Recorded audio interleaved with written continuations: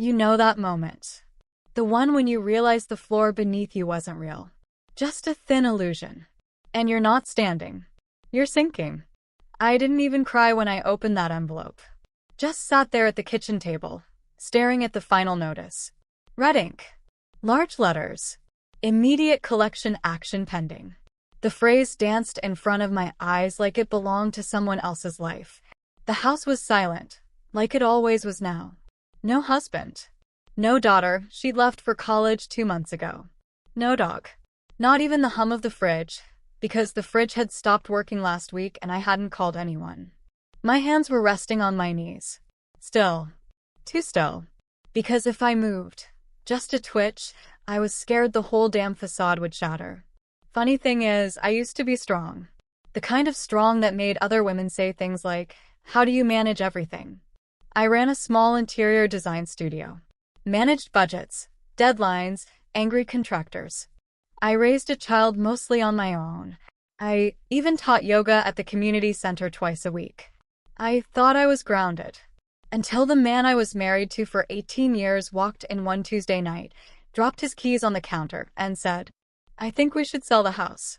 And I met someone. Just like that. No fight. No drama. Just a clinical shift in plans. Like he was changing our internet provider. He moved out 2 weeks later. Took his guitar, his shoes, his favorite mug, and half our savings. The rest evaporated in legal fees, a dead client pipeline, and trying to hold on to a business that was already slipping through my fingers. And now here I was, 44 years old, surrounded by unpaid bills, dusty vision boards, and silence.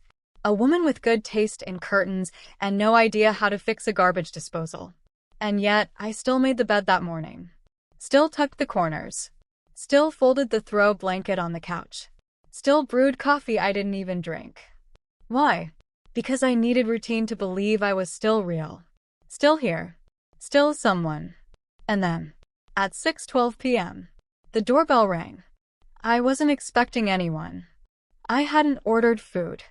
I hadn't spoken to another human all day. I padded barefoot to the door, hesitated, peered through the peephole. A man stood there. Tall, dark jacket, a grocery bag in one hand. My heart did a small, startled jump. Was this a mistake? I opened the door just enough to peek through. He smiled. "Hi, sorry, I think I've got your package by accident." It was sitting by my door. I looked at the bag. Whole Foods. Not mine. "I didn't order anything," I said, not even trying to hide the suspicion in my voice. He lifted the bag slightly. "I know. But it's got your apartment number. And my name's not Rachel, unless something drastic happened overnight." I blinked. Let the tension settle a little. Then opened the door wider. He was, well, handsome in that unbothered, lived-in way. Late 40s maybe. Or a good early 50. Dark hair peppered with gray, soft stubble, and a look in his eyes like he'd seen a lot and wasn't afraid of any of it. "Thanks," I murmured, taking the bag. He didn't leave. "Sorry," he added, scratching the back of his neck. "Didn't mean to intrude. I'm just new in the building. Thought I'd introduce myself." There it was. That unfamiliar human thing. Small talk. I hadn't used the skill in months. "Oh," I said. "Welcome, I guess." He smiled again, more gently this time. "I'm Jack." I nodded. "Claire." And then silence. I was about to close the door when he glanced at the bag. "There's a bunch of grapes in there. I won't be offended if you share." I don't know why I didn't say no. I don't know why I didn't say yes either. But I stepped aside, opened the door, and let a stranger into my lonely, echoing home. He stayed for exactly 41 minutes.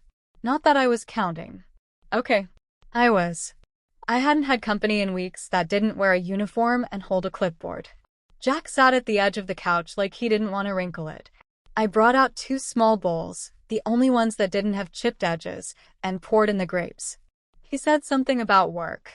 Something about moving in from Denver. I nodded politely, only half listening. Because the truth is, I didn't remember the last time someone looked me in the eye like that. Like I wasn't invisible. Like I was still a woman. I laughed twice during that conversation. Real, unexpected laughs, the kind that surprise you by breaking through your ribs. At one point, I went to get us glasses of water. When I came back, I found him looking at one of my old design portfolios. "This yours?" he asked, gently running his fingers over the mock-up. "Yeah," I said, suddenly embarrassed. "From a past life." "You're good." I shrugged. "Used to be." He looked at me for a beat too long. "No. You're good. Don't talk like it's all over." And just like that, something softened in me. Not because he believed in me, but because I realized I didn't. It's strange, isn't it? How fast something can shift. One night, you're silently wondering if you'd even be missed if you disappeared. Next morning, you're picking out a better sweater because maybe someone will see you in it. And suddenly, the coffee doesn't taste so bitter. And the sunlight on the kitchen counter looks less like glare and more like gold. We started seeing each other casually. No pressure. No expectations. He'd stop by with a bag of pastries. I'd send him photos of terrible DIY jobs I'd find on Pinterest. We'd laugh. We'd walk. We'd talk. He fixed the squeaky cabinet door I'd been tolerating for years. He showed me how to use the lawnmower without threatening the flower bed. And once, when my car battery died, he jump-started it like some suburban superhero. I started breathing easier. And eating better. And sleeping. One evening, we were walking back from the grocery store. He carried the heavier bags, even though I insisted I was fine. The sky was soft with spring. There were kids riding scooters on the sidewalk. Somewhere in the distance, someone was grilling, that smoky lemony scent drifting over like a promise. "I've never told anyone this," I said without warning. Jack glanced over. "Told them what?" "That when I was little, I wanted to be her." "Her?" I smiled. "You know her. That woman with the red lipstick and a perfect trench coat. The one who walks into a room and people turn around. My mom used to say, 'Claire, that's not real life.' So I folded that dream into a drawer somewhere. And forgot about it." He didn't laugh. Didn't scoff. He just said, "I can picture that. You'd look good in red." I smiled, but inside something ached. Because I didn't believe him. Not yet. Not fully. But I wanted to. A few days later, I pulled out that old red lipstick. The one I'd bought on a whim 6 years ago but never wore. I stared at myself in the mirror for a long time before I put it on. And when I did, I didn't see a woman trying to be something she wasn't. I saw someone slowly coming back to herself. That night, Jack kissed me. Gently. Like he knew I might break. Like he knew I'd already been broken and glued back together in places only I could see. It wasn't passionate. It wasn't movie style. But it was kind. And quiet. And deeply human. And I let him. He started spending more time at my place. It wasn't official. But there was his toothbrush in the bathroom. And his jacket on the hallway hook. And the way he knew which side of the bed I preferred, even though I never said it out loud. One morning, he made breakfast. Scrambled eggs and sourdough toast. I watched him moving around my kitchen like it belonged to him. And I caught myself thinking, maybe this is it. Maybe I'm finally okay. But then I opened my email and saw a message from the old studio. The landlord was selling the building. My old space, the one I had poured my savings, sweat, and years into, would be gone in 6 weeks. I sat there in my robe, staring at the screen, and realized I felt nothing. No panic. No grief. Just a dull acceptance. Jack came in and kissed the top of my head. "You okay?" I nodded automatically.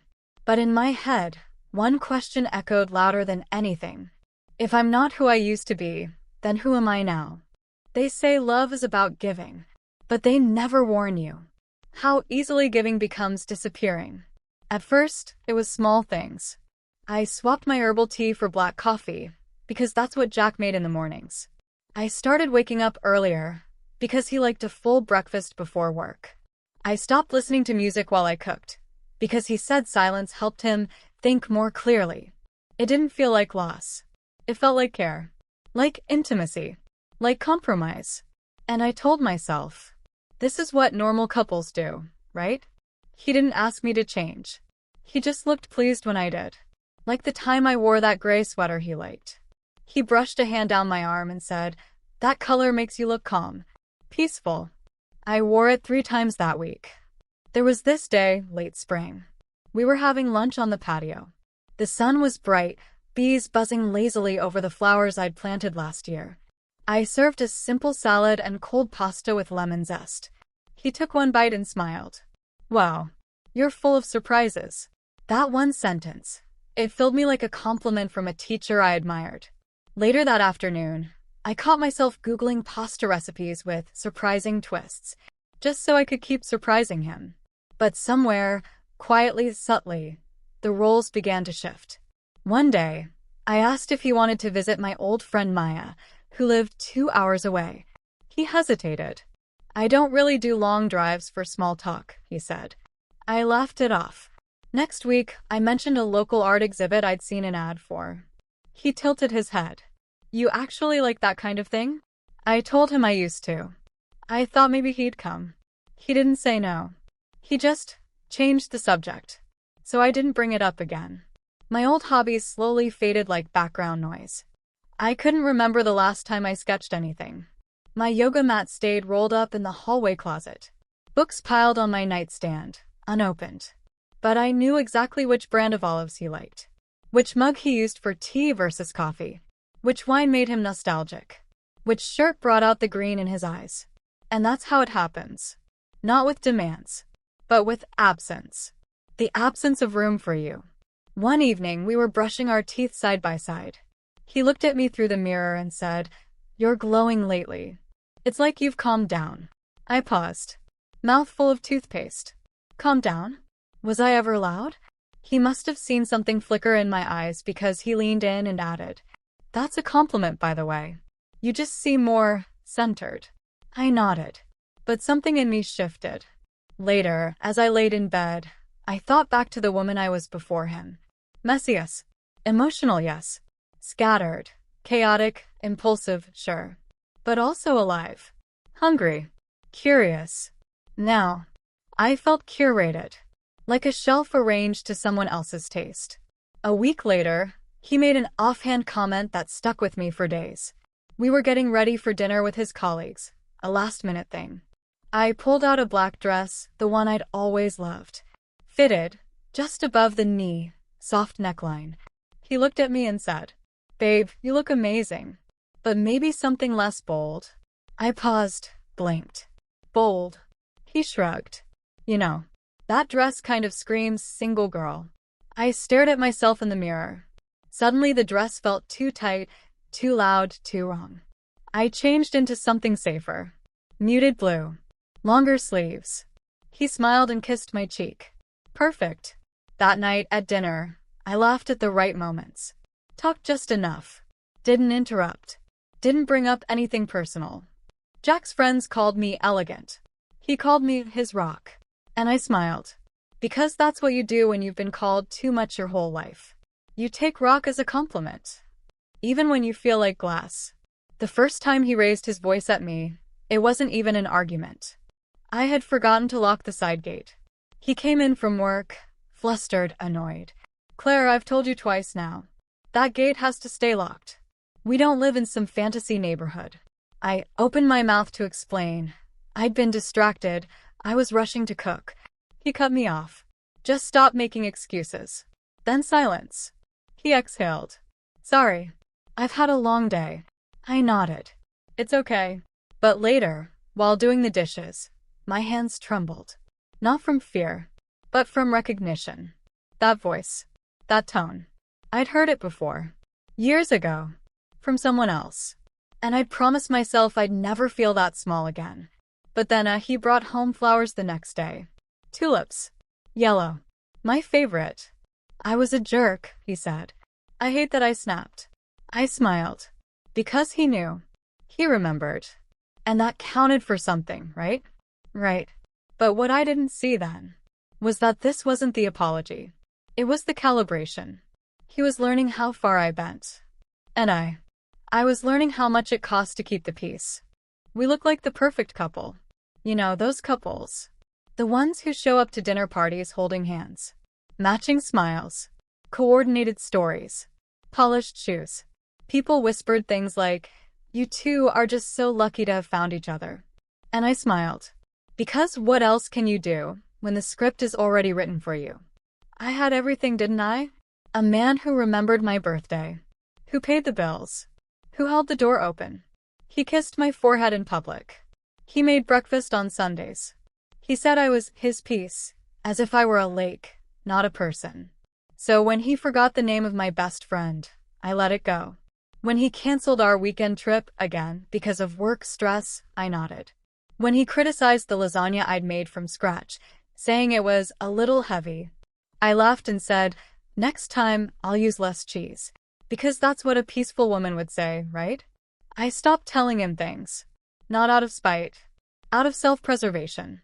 Like how I cried in the shower that one Tuesday morning. Or how I sat in my car outside the grocery store for 15 minutes because I couldn't bear to face anyone. Or how sometimes I replayed old voicemails from my daughter just to feel warmth in the room. But I kept the counters clean. I kept his shirts pressed. I kept the fridge stocked with the exact almond milk he liked. And when friends came over, I poured the wine, played the perfect hostess, laughed at the right moments. You're glowing, Claire, one of them said. I smiled. He takes good care of me. But the truth was, I had become quiet in a way that scared me. Not peaceful. Not serene. Muted. There's a kind of loneliness that comes from being in a room with someone who loves the version of you that doesn't exist anymore. That's what it felt like. Jack didn't want me. He wanted the calm, agreeable, well-paced version I had carefully curated. He loved my soft laugh, but only when it wasn't too loud. He liked my stories, but only when they weren't too emotional. He touched me gently, but only when I was still, receptive, uncomplicated. And little by little, I stopped being anything else. I remember this one moment, clear as glass. We were walking through a local home store. He saw a set of plates, matte charcoal, minimalist. He held one up and said, now this is taste. Not like that floral stuff you used to have. He didn't know I still had those floral plates, tucked away in a box in the garage. They reminded me of my grandmother, of laughter and loud kitchens and messy birthday cakes. But I didn't say that. I just nodded. Yeah, these are nice. I stood there, smiling, while something inside me curled in on itself. That night, I took out the box of old plates, sat on the floor, ran my fingers along the chipped edges, and I cried. Not loudly, not dramatically, but quietly, like something tender had just died and I was the only one attending the funeral. People don't talk about this version of grief. The kind that comes not from what you've lost, but from who you stopped being. You wake up one morning and realize, I'm not sure I'd recognize myself anymore if I passed me on the street. I used to dance in the kitchen. Used to leave my shoes in the hallway. Used to eat mangoes over the sink and let the juice run down my arms. Now, I folded napkins with crisp edges. I kept quiet during movies. I triple-checked everything I said just in case it came off wrong. One day we were out with his friends. Dinner at a trendy place, all marble tables and tiny portions. Jack was telling a story about our last trip to the lake. He described me as low maintenance, the kind of woman who doesn't need much. Everyone laughed.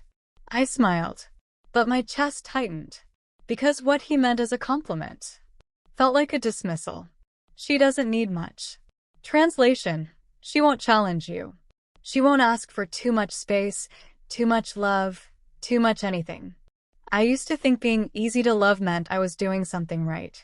But lately, it felt like I'd shrunk myself to fit into the space he was willing to offer. Later that night, I lay awake. He was already asleep, breathing slow and even beside me. I watched the ceiling, then rolled over and pulled open the drawer of my nightstand. Inside was a half-used notebook. My old journal. I hadn't written in it since the divorce. But I opened it, found a blank page, and wrote, I don't think I'm happy, and I don't know if I'm allowed to say that out loud. Then I closed it, and turned off the light. You don't wake up one morning and say, today I'll start disappearing. No. You lose yourself one tiny death at a time. Like the morning you stop singing in the shower, because he says the walls are thin. Or the afternoon you delete a message from your best friend, because he rolls his eyes whenever her name comes up. Or the moment you hesitate to wear your favorite perfume because he once said it was a little too sweet. You tell yourself it's compromise. That all relationships require adjusting. That love is negotiation. But the truth is, I wasn't negotiating. I was surrendering. The last time I saw Maya, really saw her, she was standing at my front door with a bottle of wine and her usual chaotic energy. She hugged me too tight, wore too much eyeliner, said something wildly inappropriate within the first 2 minutes. I loved her for it. We sat in the backyard with cheap glasses and even cheaper gossip. She looked me in the eye and said, "Claire, you're glowing. But not the good kind. More like radioactive. What the hell is going on?" I laughed, brushed it off. But she didn't drop it. "Come on," she said. "You used to light up when you talked about your next big idea. Now you just blank." And I wanted to tell her everything. About how I didn't feel like me anymore. How I was afraid to take up space. How I woke up every morning with a tightness in my chest that didn't go away until he smiled at me. But I didn't say any of that. Instead, I said, "You're being dramatic." Her face changed. The light dimmed a little. She stood up, left the wine, and said, "Call me when you're ready to be honest." She didn't slam the door. She didn't yell. But that silence hurt more than any fight. She never came back. And Jack? He was pleased. He never said it outright, but I could feel it. No more sarcastic texts popping up while we were having dinner. No more sudden laughter that didn't involve him. No more reminders of who I used to be before him. He had me all to himself now. It was a Wednesday when he first really lost it. We were cleaning the kitchen after dinner. I had put the plates in the dishwasher the wrong way. Apparently, there's a science to it, something about spray direction and water pressure. He took one look, pulled the tray out, and muttered, "You still can't get this right?" I said nothing, just started rearranging them. He slammed the tray shut. "Claire, it's like you don't even try." That one sentence sliced through me. Not because it was cruel, but because it was familiar. The exact words my ex once used when I forgot to pick up his dry cleaning. I turned around, looked him in the eye. "Jack, it's just dishes." But he didn't hear that. He heard defiance. And suddenly his voice cracked wide open. "You always do this. Act like you're so damn easygoing, but deep down you're just passive-aggressive." I flinched. Not at the volume. At the speed. At how fast his love turned into fire. He took one step toward me, then stopped. Shaking his head, he muttered, "I can't deal with this energy right now." And he walked out. Left the kitchen. Left me standing there with soap on my hands and a scream stuck in my throat. I didn't cry that night. Didn't text Maya. Didn't journal. I just stood by the sink, staring out the window, while a part of me whispered something I hadn't heard in a long, long time. "You deserve more than this." It was quiet, but it was there. And once you hear that voice, it doesn't shut up. He came back later. Soft voice. Warm hands. Called me baby. Said he was under stress at work. Said I'd triggered something from his past. And I nodded. Because I've always been the woman who understands. Who forgives. Who makes space. But inside me, something didn't unclench. The days that followed felt like walking on foam. Quiet, padded, weightless. But underneath, I could feel the crack. I still cooked. Still folded his laundry. Still asked how his day was. But I stopped sharing mine. He didn't notice. Or maybe he did. And preferred it that way. I used to think the opposite of love was hate. It's not. It's silence. It's forgetting. It's looking at the person you once adored and realizing they don't even see you anymore. The hardest part wasn't leaving the house. It was opening my mouth once I got there. The therapist's office was quiet. Soft chairs. Sage-colored walls. There was a candle burning that smelled like something between eucalyptus and guilt. She asked me to start wherever I wanted. So I stared at a plant in the corner and said, "I don't know who I am anymore. Not I'm sad. Not my partner yells at me. Not I think I'm disappearing. Just that." And for some reason, that sentence made my throat burn. I told her about the house. About the dishes. About the man who calls me his piece, but doesn't notice when I stop laughing. I told her how quiet I'd become. How I second-guess everything. How I hesitate before texting anyone, because I'm afraid it'll look like I'm too available. I said, I think he's a good man, but I don't feel good around him anymore. And she looked me dead in the eye and said, that's enough. You don't have to justify leaving pain. It hit me like a slap. Because I'd spent years doing exactly that, collecting reasons. As if heartbreak needs evidence. I left that office with shaky hands and a quiet storm in my chest. Went home. Didn't take off my shoes. Didn't unpack the groceries. Just stood in the living room, looking at my own reflection in the dark TV screen. And I asked, out loud, what would it look like if I chose myself? Not in a selfish way. Not in a spiteful way. But in a life-saving way. Jack came home later than usual that night. He kissed my cheek, said something about traffic, then poured himself a drink. I didn't say much. And he noticed. What's with the long face? I paused. Held his gaze. I saw someone today. He raised an eyebrow. Who? A therapist. Silence. Long stiff. Then a scoff. You've been seeing a therapist? Without telling me. I only started today. He set the glass down too hard. Whiskey sloshed over the edge. Jesus, Claire. What are you even telling her? That I'm abusive? That you're some kind of victim? His voice wasn't yelling. It was worse. It was sharp. Cold. Controlled. I swallowed. I'm telling her I don't feel like myself anymore. He laughed. One short, bitter exhale. So now your personality's my fault?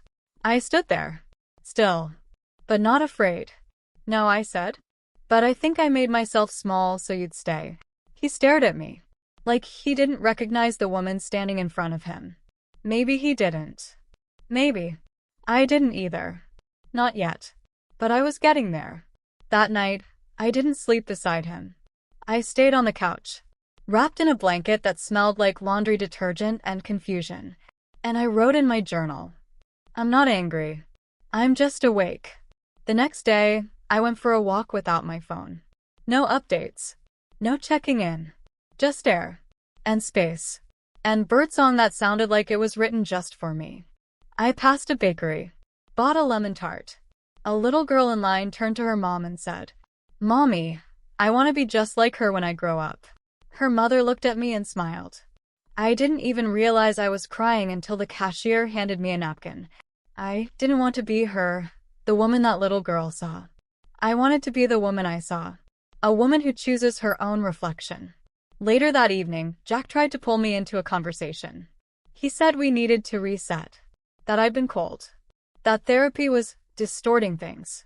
That he was the one under pressure. He said, this feels like you're punishing me. I looked at him. Calm. Clear. I'm not punishing you, Jack. I'm remembering me. He frowned. You've changed.